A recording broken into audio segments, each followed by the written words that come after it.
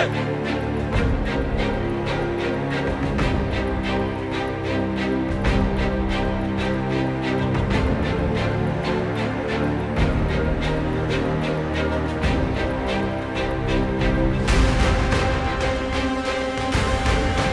the international border, as part of Operation Sindoor, we're currently barely a couple of 100 meters away from the Pakistani position, and that is why the army here is on a state of highest alertness.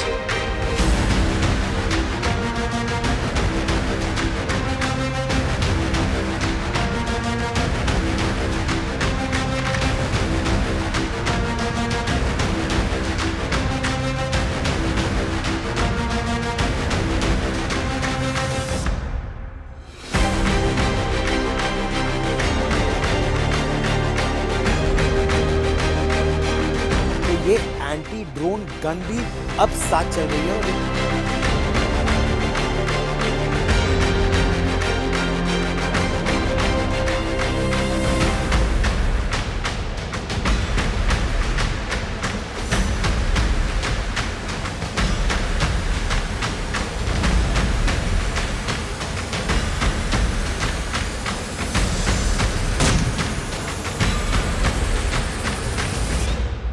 Punjab में एक कहावत है कि तू ही दसो अपा कर दांगे, वही किया इन्होंने कि मैंने बताया और इन्होंने कर दिया। तुसी दसो अपा कर देंगे और कर दिया। One of the biggest stories of Operation Sindoor is victory on the back of Atmanirbhar Bharat, a fact not many people know. For example, this LSV or the light specialist vehicle we are on is made in India, and this, according to the army, is quite a game changer. With me is a young Indian Army major who brought down very effective fire on the Pakistani positions and destroyed a Pakistani post. Major, describe to us your movement on the LSV. During Op Sindoor, this vehicle's limits were tested, and in amidst the heavy fire, this vehicle was able to bring troops, weapons, ammunition to the forward posts amidst heavy fire, and nothing happened to this vehicle, and in that way this vehicle was a game changer on the battlefield. And the best thing is, one, it's made in India. Yeah. Two, very, very powerful, I think 3,800 horsepower engine. Yeah, absolutely. The engine is very powerful. Its armor is quite good. Bullet doesn't penetrate through it, and the shells, the splinters, they do nothing. It has no effect on this vehicle. During Op Sindoor, how did you use this vehicle, and especially in this area? This was one of the worst impacted areas along the international border. Absolutely. This vehicle, as you can see the terrain is quite undulating. It is full of marshy land. You can see it's a desert kind of terrain. And in this terrain, this kind of vehicle, which requires heavy off-roading, this vehicle proved to be a game changer. And induction of troops, induction of ammunition was done on this vehicle. And with the help of that, we were able to bring down effective fire on the enemy and completely destroy enemies' forward posts. This is capable of firing that Concorde missile. Yeah, while we were moving from one place to another place, and we were simultaneously utilizing our anti-tank weapons from this vehicle also, because of which the enemy's fire got silenced, and we were able to effectively pin down the enemy and bring down heavy fire on the enemy. The ingenuity of the Indian mind, the jugaad when required, this can be used to fly drones to keep an eye on the enemy. It can be used to fire a missile, an anti-tank guided missile. And what is very fascinating, and we'll show you images, how ATGM was shifted from one location to the other, very close to the enemy, in the line of fire, and you destroyed one of his biggest posts in this area where he was keeping an eye on you. Yes, that post consisted of high-resolution cameras. The entire ISR grid was based on that post, and with the help of ATGM missiles fired from this very vehicle, we were able to destroy his complete ISR grid and completely blind him that night, and because of which he was not able to bring down effective fire on us. This vehicle is being used extensively to move men and material, restock, to be able to give him a bloody nose once again, should it be required. Yes, Pakistanis, as you can say, they have utter disregard for the international border, utter disdain for the international border, and they were the first ones to open up unprovoked firing on us, and then we gave them a befitting reply. Heavy volume of fire was brought on them, and it forced them to vacate the post and run away. Made in India weapons were the game changer in this battle, because when you're fighting an adversary like Pakistan, and there's another message here, the message is also for the adversary on the north. Made in India weapons that are battle tested, made in India weapons that have proven their capability in this conflict. As part of Operation Sindoor, Indian forces are deployed not just along the line of control, but also along the international border. And we are at that very critical Jammu sector of the international border. This is where Pakistan had opened up in a big way after India targeted 9 terror camps and headquarters, including Muridke and Bahawalpur. Pakistan retaliated by targeting civilian areas. And then there was Lanka Dahan, the burning of Lanka. I want to take you back in India's civilizational history. Remember, Lord Hanuman had set Ravan ki Lanka on fire. These braves of the Rajput regiment,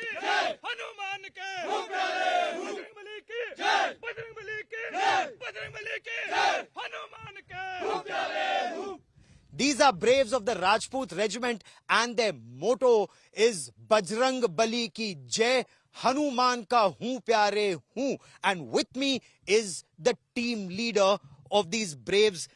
Major, what was your task? What were you tasked to do that day? The task given to me by my commanding officer was to neutralize the 4 enemy posts who had fired effectively on our civil areas and Indian Army post in Jammu sector.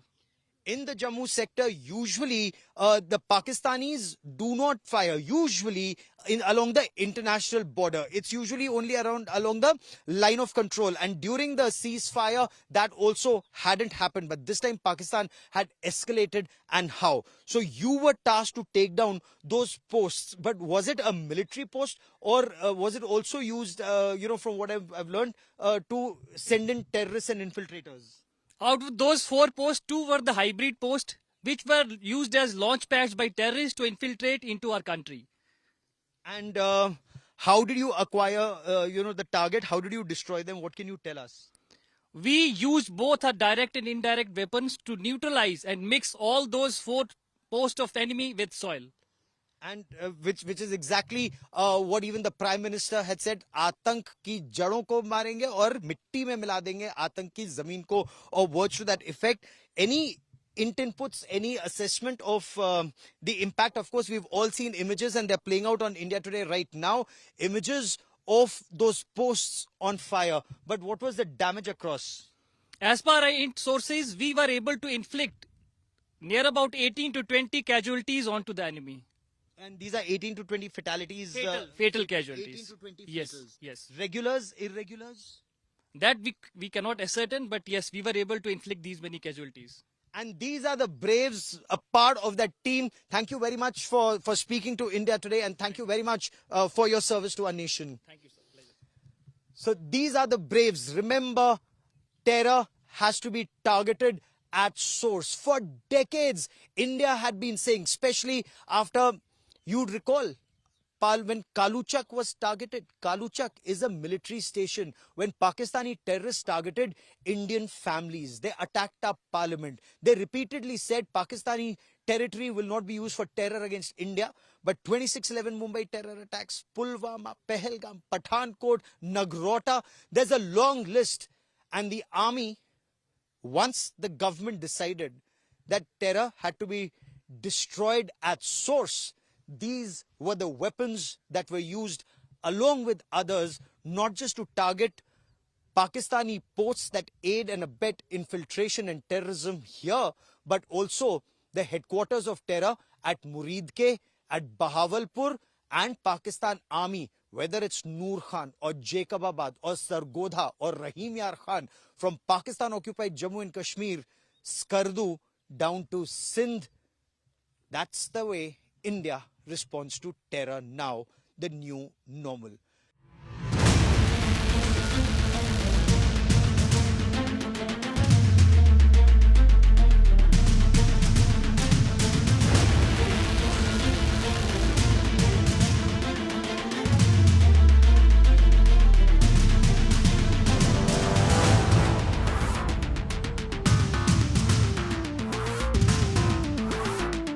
बेहद खतरनाक है ये operation. जिस तरह से army के bomb disposal squad के ये इंजीनियर इस विस्फोटक को ले जा रहे हैं जंगल में इसको ध्वस्त करने के लिए, जिसको यूएक्सओ का अनएक्सप्लोडेड ऑर्डिनेंस का कंट्रोल्ड एक्सप्लोजन कहते हैं। और मेरे साथ आर्मी इंजीनियर्स के एक मेजर साहब यहाँ तैनात हैं। हम लोग बिल्कुल इंटरनेशनल बॉर्डर के पास है। ये यूएक्सओ ये जो बम है, ये किस तरह का विस्फोटक है जो मिला? ये एक HE है जो कि 81 mm मोटार का राउंड है। और ये आज सुबह 10 बजे हमारे विलेज के पास से विलेज मैन जब खेतों में काम करने जा रहे थे तब उन्होंने बताया कि हमें ये मिला है। और क्योंकि हम वहीं डिप्लॉयड थे तो हमें बताया गया।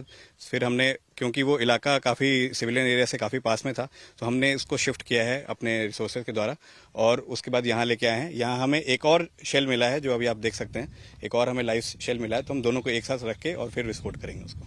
ये बहुत ही खतरनाक है क्योंकि दुर्भाग्यवश ये जो मोटर है, ये जो बम है, पाकिस्तान ने इसे दागा, ये फट के गिर के फट जाना चाहिए था, लेकिन ये धंस गया खेतों में और फटा नहीं।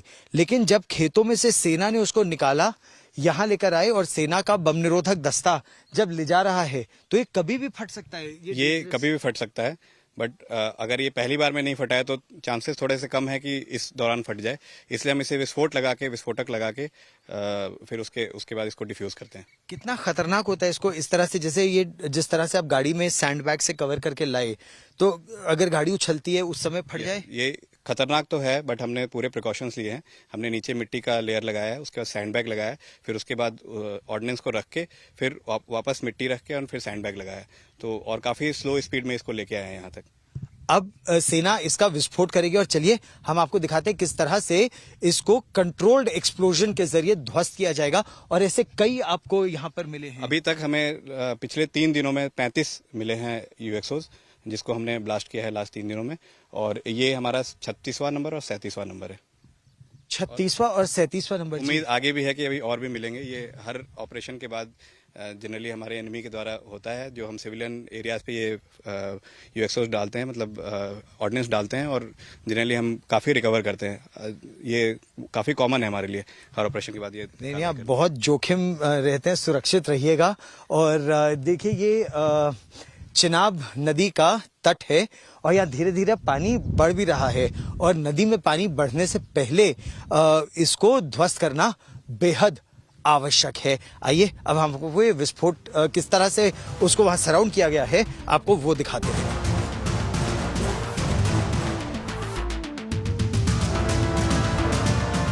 और जैसा आप देख सकते हैं इस समय ये चिनाब नदी के पानी के पास यहाँ पर एक जिंदा बम है, उसका फिन भी उसके साथ है। किस तरह का विस्फोट है ये 81 mm मोटार का राउंड है। जब भी हमें ऐसा राउंड मिलता है तो हम उसके आसपास डिगिंग करते हैं। हमें ये चीज़ ध्यान में रखनी होती है कि हमारा डिगिंग टूल उसे टच ना करे। अभी डिग करते हुए जब मैंने इसको बाहर निकाला तो मैंने इसमें देखा कि इसका फिन उससे अलग हो रखा है, जो कि मैं अभी आपको वहाँ से निकाल के दिखाऊंगा, जिसके ऊपर हमें प्रिंटेड भी मिल सकता है कि कहाँ का बना हुआ है। जी। तो लेकिन आपका इस तरह से इसको ऐसे छूना, क्या ये सुरक्षित है? जब मैंने इसको खोदा तो मैंने उसी टाइम में देखा था कि फिन उससे अलग हो रखा है। तो अगर फिन अलग हो रखा है तो हम उसको अलग कर सकते हैं, क्योंकि फिन का काम सिर्फ उसको ट्रेजेक्ट्री देना है, उसमें कोई भी तरह का एक्सप्लोजिव नहीं होता। ठीक।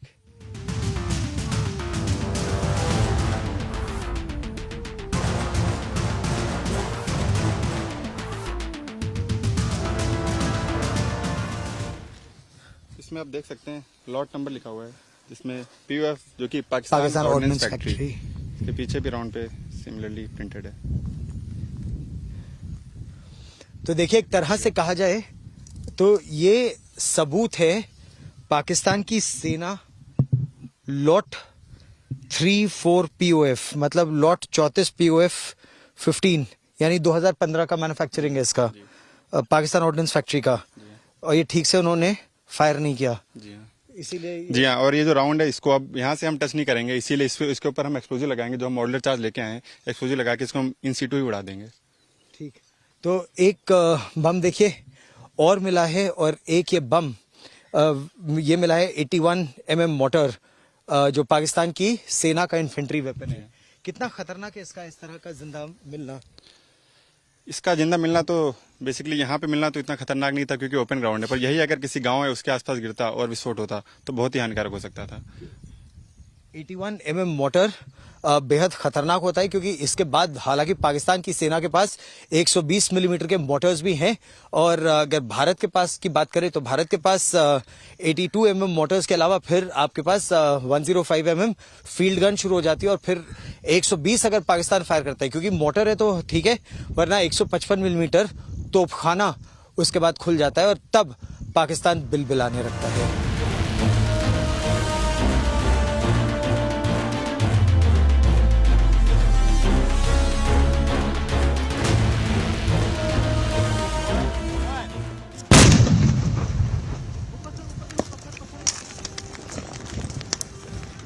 और यहां पर आप ऐसे देख सकते हैं कि बिल्कुल कंट्रोल्ड डेटोनेशन से उस यूएक्सओ या उस विस्फोटक को पूरी तरह से ध्वस्त कर दिया गया है। और आप देख सकते हैं कितनी ऊपर तक उसके बाद पत्थर और मिट्टी उड़कर आती है, और इसीलिए ऐसी परिस्थिति में ये हेलमेट लगाना बेहद जरूरी हो जाता है। इस तरह के 36 विस्फोट अब तक हो चुके हैं, और लगभग हर कुछ घंटों में एक गांव से खबर आती है कि वहां और विस्फोटक पाए गए हैं। इंजीनियर्स, सेना के इंजीनियर्स, जिनके लिए कहा जाता है first in battle last out, उनका ऑपरेशन अभी भी चल रहा है। ऑपरेशन सिंदूर में अदम्य साहस और वीरता के एक नहीं कई उदाहरण सामने आए हैं। एक इस तरह की रिपोर्ट के बारे में बता रहा हूं, जिस तरह से सेना ने दुश्मन की भारी गोलीबारी के बीच, गोलीबारी नहीं गोलाबारी के बीच, दुश्मन के एक बहुत महत्वपूर्ण पोस्ट को तबाह किया, और इस्तेमाल का हथियार ये एंटी टैंक गाइडेड मिसाइल। मेरे साथ एक पंजाब रेजिमेंट की एक कंपनी के कंपनी कमांडर हैं। सर, किस तरह से गोलाबारी के बीचों बीच इस जगह जहां हम खड़े हैं आपने दुश्मन के एक पोस्ट को तबाह किया, कैसे किया? 9 तारीख की रात को लगभग 8:30 बजे हमारे ऊपर दुश्मन का HMG 120 mm motor fire start हो गया। एंड जैसी हमें पहले से पता था कि ये फायर ऐसा कुछ होने वाला है, तो जो हमारी उस समय पोजीशंस थी वो वेल डग इन थी, हम डिफेंसेस लिए हुए थे। एंड जैसे ही हमें मौका मिला, हम लोगों ने हमारे हथियार जो कि सारे सपोर्ट वेपन्स, RLs और एंटी टैंक जो वेपन सिस्टम है उसका इस्तेमाल करते हुए दुश्मन के ऊपर भारी मात्रा में फायर गिराया। अच्छा, दुश्मन भी यानी पाकिस्तान की सेना अलग अलग पोस्ट से ताबड़तोड़ बमबारी और गोलीबारी कर रही थी, और मैं इस हथियार के बारे में आपको थोड़ा बताना चाहता हूं। ये एंटी टैंक गाइडेड मिसाइल कॉनकोर्ड्स की लगभग 650 मीटर से लेकर 4 किलोमीटर तक दुश्मन के चलते वाहन को, टैंक को, बख्तरबंद गाड़ियों को ध्वस्त कर सकती है। लेकिन इसका इस्तेमाल आपने किया दुश्मन के एक बंकर को तबाह करने में, वो भी गोलीबारी के बीच। ये कैसे किया आपने? पहले से ये सारी लोकेशंस आइडेंटिफाइड थी। नॉर्मल टाइम पे हम दुश्मन की हर एक एक्टिविटी को ऑब्जर्व करते थे, तो वैसे ही हमारा एक टारगेट दुश्मन की एक पोस्ट थी जहाँ पे ये बंकर था। तो हमें पता था कि ये जो लॉन्चर है वो इतना सक्षम है कि ये एक कंक्रीट बंकर को तबाह कर सकता है। तो हमने इमीडिएटली, मैंने जो लॉन्चर डेट कमांडर है उसको आदेश दिए कि सामने जो बंकर है उसको तबाह करें। तो लगभग 2 या 3 मिसाइलों के बाद we were able to hit that bunker. तो उस समय जो फायर हो रहा था, उस समय फायरर का इस लॉन्चर के साथ बैठना उतना बहुत ज्यादा जोखिम भरा था, बिकॉज कोई भी एक शेल आके फायरर को क्षति पहुंचा सकता था। लेकिन स्टिल हमारे जवानों ने बहादुरी दिखाई और वो साहस दिखाया, जिसकी वजह से जो हमारा टारगेट था उसको हम अचीव करने में कामयाब रहे, और दुश्मन को इतनी ज्यादा क्षति पहुंचाई कि बाद में हमें पता लगा कि दुश्मन अपनी पोस्ट छोड़ के भाग चुका है।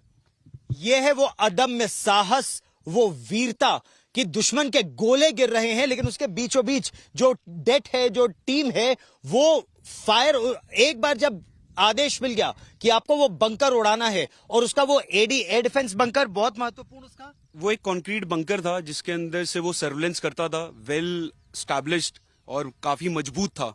तो उस बंकर को गिराना इतना आसान नहीं था, but yes, this launcher played a very important role in causing damage to that bunker. मतलब जो पंजाब के लड़के हैं उन्होंने कहा हम एक बार आदेश मिल गया तो चक दे फट्टे।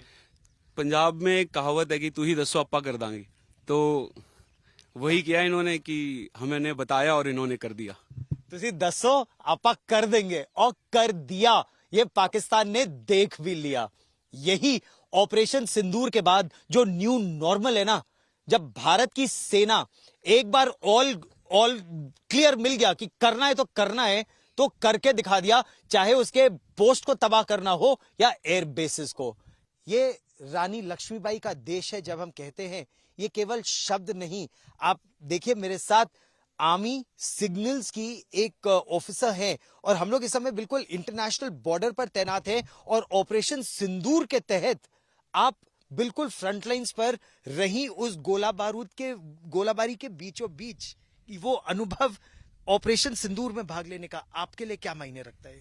वो अनुभव बहुत ही आश्चर्यजनक था एंड बहुत प्राउड भी था and I was very fortunate enough to witness this operation complete operation and being a signallers हम फॉरवर्ड पे डिप्लॉयड हैं, फॉरवर्ड पे completely with the collaboration and with the conjunction with the ground soldier we are there because communication is the vital bone of any battlefield and any operation. So हम पूरी प्रतिबद्धता से and अपनी commitment से हर जगह हम deploy रहे और लाइव ऑपरेशन को हमें कवर किया। साथ साथ हमने सारे कम्युनिकेशन एस्पेक्ट को, चाहे वो जिस भी प्रकार का है, चाहे वो ग्राउंड हो, वो एरियल हो या वीडियो हो, वो सारी चीजें हमने, हमारे सोल्जर्स ने, हमारे बंधुओं ने अपनी प्रतिबद्धता और अपनी कमिटमेंट के साथ उसको बहुत सुचारू रूप से उसको पूरा किया। आप ये देखिए कि वही हेलमेट, वही बुलेट प्रूफ जैकेट, वही सिगसॉर की राइफल और वही जोखिम बिल्कुल फ्रंट लाइंस पे। और सिग्नल्स की अगर बात करें तो मॉडर्न बैटल में और मॉडर्न बैटलफील्ड में सिग्नल्स और कम्युनिकेशन कितनी महत्वपूर्ण भूमिका है कि संदेश एक जगह से दूसरी जगह जाना, सिग्नल एक जगह से दूसरी जगह जाना, कोऑर्डिनेट करना उस गोला बारूद के बीच, उस गोलीबारी के बीच। और आप ये करती रही और ऑपरेशन सिंदूर, जिस तरह से उन पाकिस्तानी आतंकवादियों ने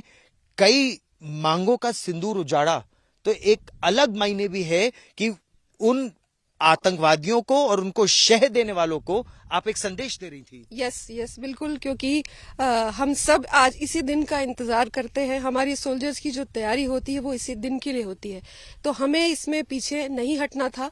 चाहे हमारा सिंदूर गया हो या किसी और का हो, वो हम सब एक देशवासी हैं, एक साथ आगे बढ़ रहे हैं। तो उनकी उसकी सिंदूर की जो भावनाएं हैं, उस भावनाओं को देखते हुए इसका विटनेस करना और उस पर भाग लेना और पूरी प्रतिबद्धता से भाग लेना, इसके लिए हम बहुत अपने आप को गर्वान्वित महसूस करते हैं। और इस देश के लिए भी है कि आज मुझे ये मौका दिया कि हम इस जगह पे डिप्लॉय हुए जहां पर हम इसी चीजों को अपनी आंखों से देख पाए। आपका एक सेना के साथ जुड़ाव और भी है, और वो जुड़ाव आपके पति वो भी भारतीय सेना में थे, वो भी सिग्नल्स में थे और ऑप राइनो के तहत अरुणाचल प्रदेश में उन्होंने वीर गति प्राप्त की। क्या आपने उसके बावजूद सेना में भाग लेने का या सेना के परिवार के साथ जुड़ने का, सिग्नल्स में जुड़ने का, ये कैसे सोचा आपने? पहले तो आपको ये बता दें, वो जिस जगह पर गए थे वो खुद एक इलेक्ट्रॉनिक वॉरफेयर ऑपरेशन में शहीद हुए थे एंड आज हम खुद उस इतिहास का पार्ट है, तो हमें भी उस बात का फिर से एक बार बहुत गर्व महसूस हो रहा है। और ज्वाइन करने का सिर्फ और सिर्फ एक ही रीजन था कि जो मेरे हस्बैंड वो सैनिक स्कूल से पढ़े थे and he was very very close to the signals and army, और मुझे हमेशा लगता था कि if I'll join army he will be always close to me, and that was completely the emotional part. And second part, my son, I wanted to give him a live example what his father was, because he himself wants to join army and any defense forces, not the army. So if I would have been the homemaker, maybe I won't be able to give that live example, and that was the foremost reason. Yes. At the international border, as part of Operation Sindoor, we're currently barely a couple of 100 meters away from the Pakistani position, and that is why the army here is on a state of highest alertness. No war, no peace. And that is why the army knows it cannot trust the adversary at all. We're right now at a mortar position, a mortar that actually rained hell on Pakistani positions where we are, opposite from where we are right now. And with me are some of those infantry braves. Sir, can you describe to me what was it like on the day that Pakistan tried to target civilian areas and military installations here in Jammu? as we are very well aware about the Pahalgam attack, all the troops, they were filled with rage and they wanted to do something for the country. That is when on 9th and 10th of May, we were given an opportunity to fire bombs at Pakistani posts. So this mortar position opened up. How do you keep an eye on the adversary from here? Actually, we have got two plans. In the first plan, we fly a drone to observe the where the mortar bombs land, and thereafter suitable correction is given by the officer.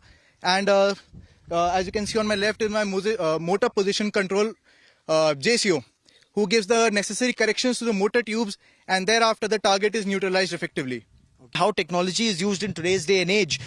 This is how a drone sees the damage on the other side. तो आप इसी screen पर देख रहे थे कि सरहद के उस पार क्या नुकसान हो रहा था? हाँ, इस जो भी उनके पोस्ट पे टारगेट हो रहा था उसको हम देख रहे थे कि बम कहाँ गिर रहा है, कहाँ नहीं गिर रहा है, उससे हम करेक्शन दे रहे थे और इसको कंफर्म करने के लिए हम ओपी ऑफिसर से भी कंफर्म कर रहे थे, जिससे हमारा दोहरा चेक हो रहा था कि हमारा बम सही गिर रहा है।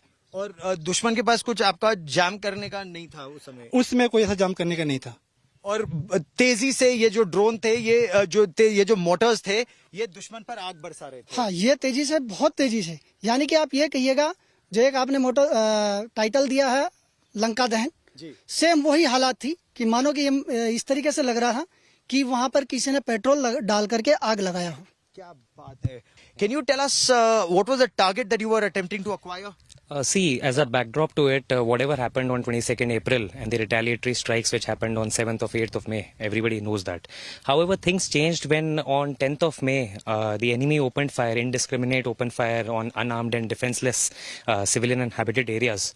So thereafter it was all go. That means enemy had to be punished very heavily, and to the extent that they would have cursed their being in existence. We inflicted firm and fierce retaliatory punitive strike via kinetic means, and to that extent that everything was over there. So when my commanding officer he told me in the form of our war cry, Dada Krishan ki jai kar de, so that was when the all bombs were dropped and it was all over on the target area. Yogeshwar Shri Krishna in the Srimad Bhagavad Gita tells Arjun, Hathova prapisi swargam jitva va bhokshasi mahim tasmad uttishta kaunteya yuddhai krit nishchaya. You take a firm resolve and you fight. Either ways, victory is yours. Because if you're killed in action, you go to heaven. If you win, then you rule over this earth as beautiful as heaven. That's the message that the Indian Armed Forces have also been able to deliver. Operation Sindoor में जिस तरह से international border पर पाकिस्तान के एक के बाद एक पोस्ट तबाह किए गए, कहीं एंटी टैंक गाइडेड मिसाइल तो कहीं कार्ल गुस्ताफ रॉकेट लॉन्चर, और मेरे साथ इस समय वो वीर हैं जिन्होंने अपनी जान जोखिम में डालते हुए उन बंकर्स को बर्बाद किया। मेरे साथ पंजाब रेजिमेंट के ये वीर हैं। सर, आपको क्या टास्किंग दी गई थी? जय हिंद, जय भारत। मैं आरएल डैट, हमारे को टास्क दिया गया था कि दुश्मन की जो पोस्ट है उसके जो आने वाला फायर तो उसको लगातार बर्बाद करना। दुश्मन हमारे ऊपर और पीछे ग्रां के ऊपर लगातार हैवी कैलिबर का लगातार फायर कर रहा था। हमारे को ऑर्डर थे, जो ही दुश्मन हमारे ऊपर जहां ग्रां के ऊपर फायर करता है तो उसको लगातार दबा के रखना। हमने लगातार दुश्मन को अपने फायर से अंगेज रखा। दुश्मन के कंकरेड बैंकर से जो कि एचएमजी का फायर आ रहा था, उसको लूप होल से हमने टेलीस्कोप द्वारा देख के लूप होल के अंदर एक से एक लगातार राउंड डाले, जो कि दुश्मन की पोस्ट बर्बाद कर दी। दुश्मन का पोस्ट बर्बाद करने के लिए। और सोचिए उस समय जब वहां से एचएमजी यानी हैवी मशीन गन का फायर लगातार आ रहा है और आपको टास्क दिया गया कि उस मशीन गन के जो छोटा सा वो एक मोखली सी होती है, एक छोटा सा छेद होता है जिसमें से बंदूक की फायर आ रही होती है, वहां आपको अपना अचूक वार करके आरएल डालना है, आपको गोला डालना है। लगभग कितना, 1 किलोमीटर दूर, 1200 मीटर दूर, और आपने फिर भी वो कर दिखाया। 400 से 450 मीटर दूरी पर वो बंकर था, जो कि हमने HEAT HEDP का राउंड लगातार फायर किया, जो कि बंकर को बर्बाद किया।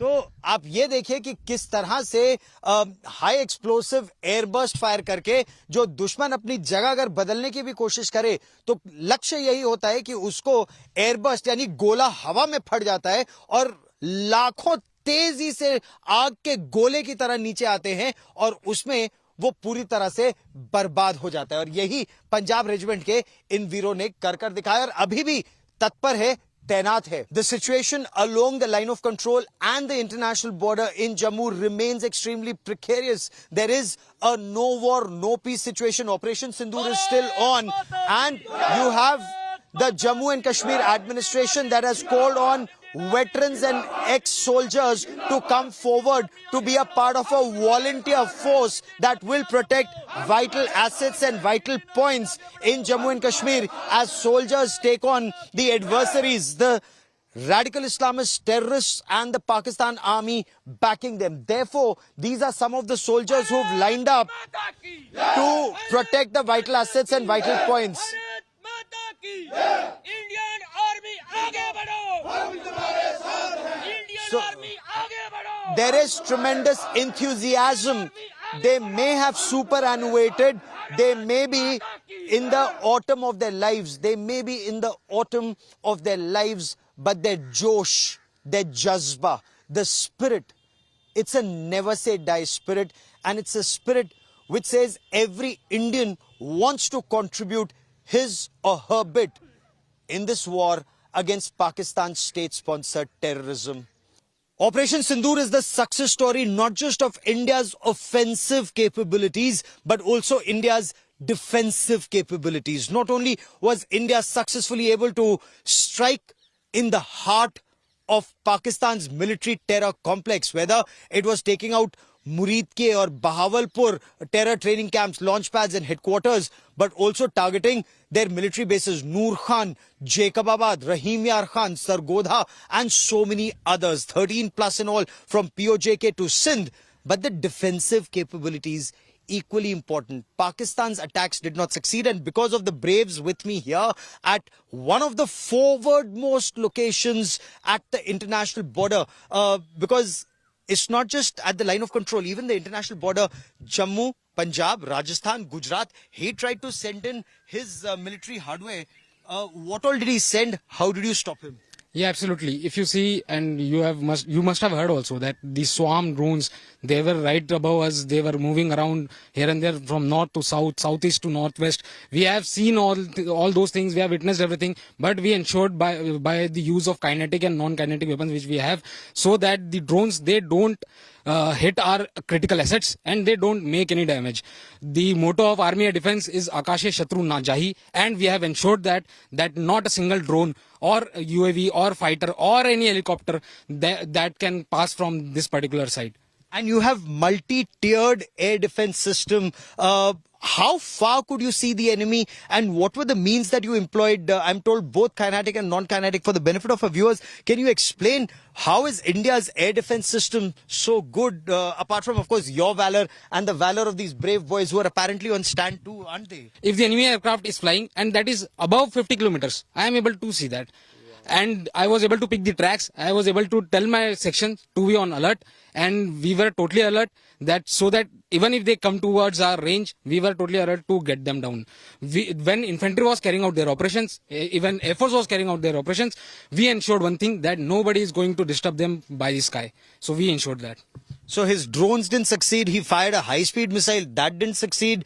His swarm drones didn't succeed. Apparently his aircraft also did not even dare to come close. Absolutely, and that credit has to be given to Air Force as well, because they have also done their bit, and it was an integrated kind of AD system. On a lighter note, I'd like to say we had made a Dravid kind of AD wall, if you see, so that none of the aircraft passes through this sector. How well put. It's the Dravid wall. Yes. Nothing could get past Rahul Dravid.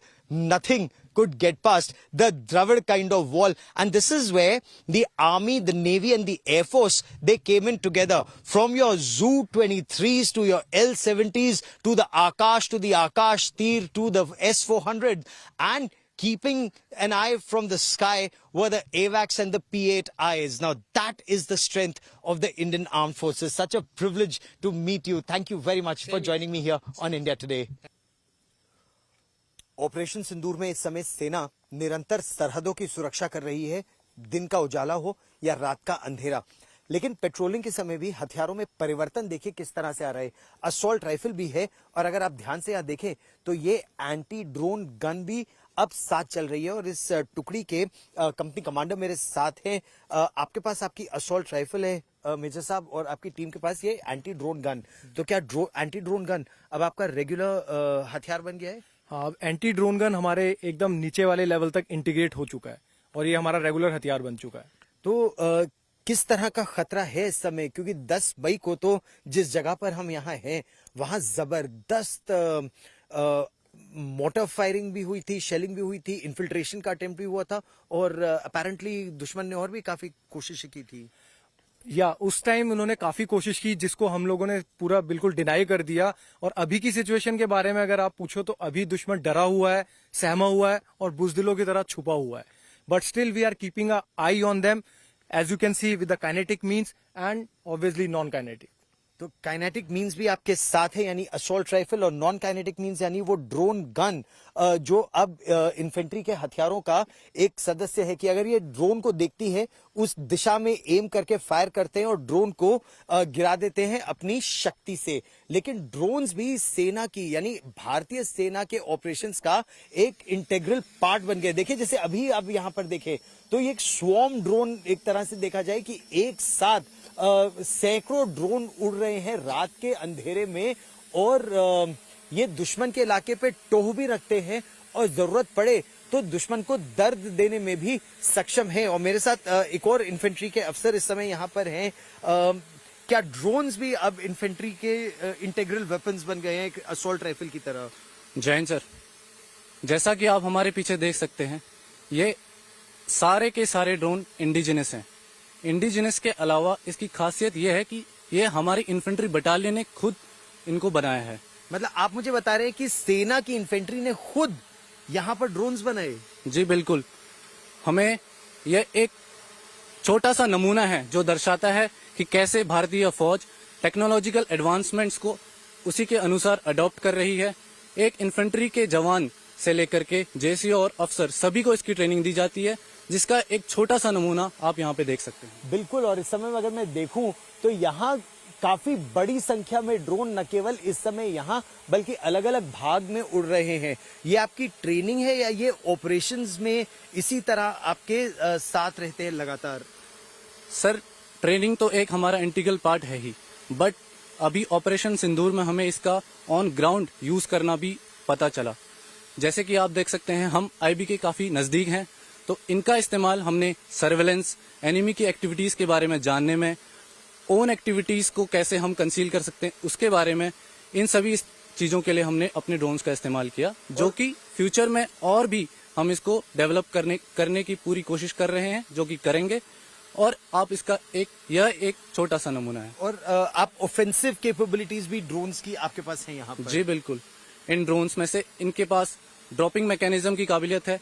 ये हमारे FPV drones भी हैं जो कि अंदर घुस के दुश्मन के बंकरों में घुस के उनको बर्बाद करने की क्षमता रखते हैं। एफपीवी ड्रोन्स की अगर आप बात करें, बहुत बहुत धन्यवाद कप्तान साहब आज तक पर हमसे बात करने के लिए। तो मतलब इन्फेंट्री के जवानों को फर्स्ट पर्सन व्यू भी वो देखते हैं और उनमें हथियार भी होते हैं कि वो दुश्मन के बंकर के अंदर घुसकर ध्वस्त करने में सक्षम है।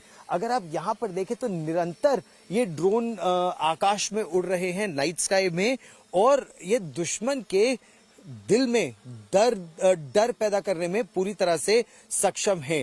ड्रोन्स की एक तरह से ये इन्फेंट्री के लिए, इन्फेंट्री की भी अगर सेक्शन हो, प्लाटून हो, कंपनी हो या पूरी बटालियन हो, उसकी एक तरह से आई इन द स्काई है, यानी तीसरी आंख आकाश में।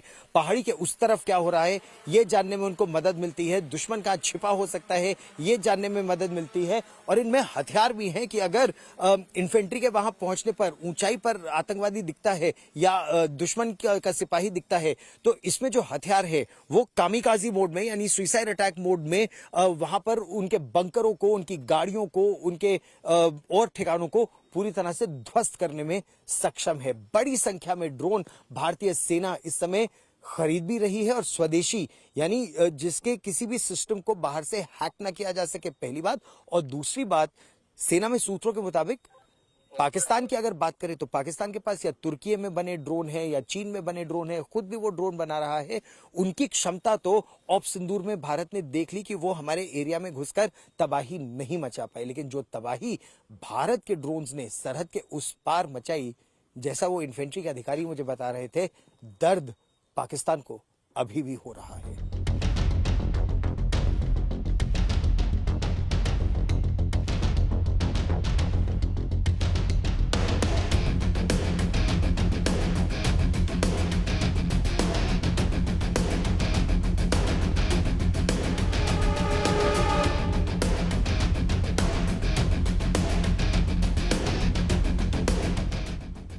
It's close to midnight and we are at a mortar position not very far from the international border in a sector that saw intense engagement between the Indian forces responding to Pakistan's escalation, especially after 9 Pakistan terror bases, including the headquarters of Lashkar-e-Taiba at Muridke and a very important training facility of the Jaish-e-Mohammed at Bahawalpur were targeted. Pakistan on the 8th and the 9th tried to respond in a heavy manner, targeting specially locations like this where I am, not just military positions, but also the city right behind me. Where I am right now, alert soldiers still there at the mortar position. It may be midnight, but there is no let up. And not just one mortar position, there are multiple mortar positions all along where soldiers are absolutely alert. They remain alert and they're rotated frequently. After their shift, the next lot will come and then the next lot will come, but the position will remain manned. In this no war, no peace situation, these soldiers, they realize that it's on their shoulders the responsibility of keeping the nation safe rests. They know their responsibility and they've done an outstanding job. They know a grateful nation is sleeping peacefully tonight because they are alert, they are awake, even at midnight.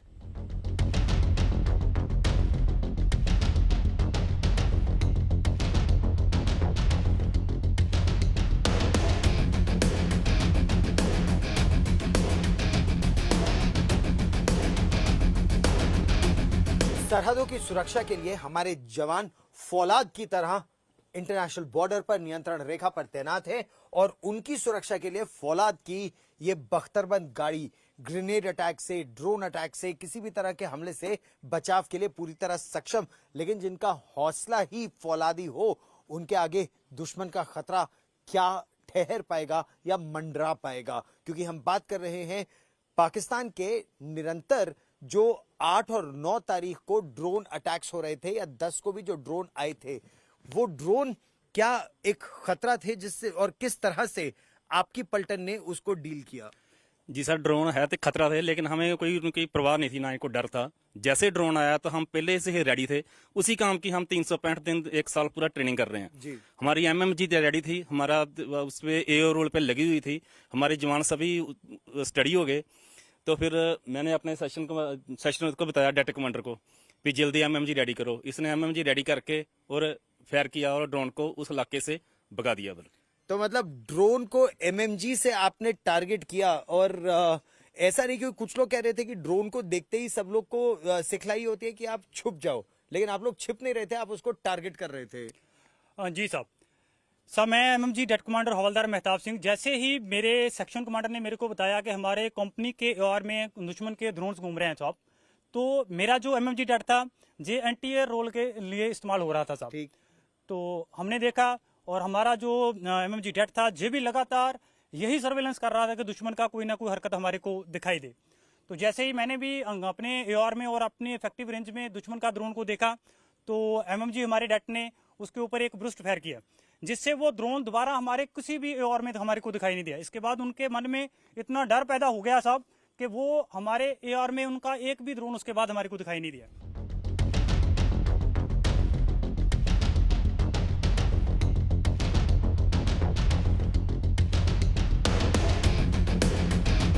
We are currently at a military location very close to the international border, and what you see behind me is a swarm drone preparation for surveillance. It can also be used for offensive tasks. What you see every night to keep an eye on an adversary who just cannot be trusted.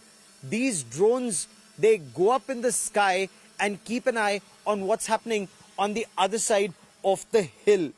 In Operation Sindoor, it's a no war, no peace situation right now, but soldiers know one thing, it's very clear, the adversary cannot be trusted. He may use this opportunity to try and infiltrate terrorists, or may try to send in his bad action teams, the border action teams, to try and attempt to target our soldiers at the borders. And that is why these drones are constantly in the skies, looking in every nook and cranny, especially in an area where there are lots of rivers, rivulets and nalas. The only aim is to ensure if the adversary tries to infiltrate, these drones, they alert the soldiers, they can take effective action. Alternatively, these drones also have the capabilities to drop lethal cargo and destroy the enemy at source, destroy the source of that threat that's incoming. And that is why these drones are actually a game changer. Many of these drones are made locally by the formation. The soldiers themselves have assembled parts and made these drones, but a large number of drones are also being acquired. So when it's a section that's going out, or a platoon that's going out, or a company that's going out, 10 men, 25 men, 130 men, or the battalion, these drones are now an integral part of the Army's missions. With cameraman Sanjay Kumar at the international border in the Jammu sector, Gaurav Sawant for India Today.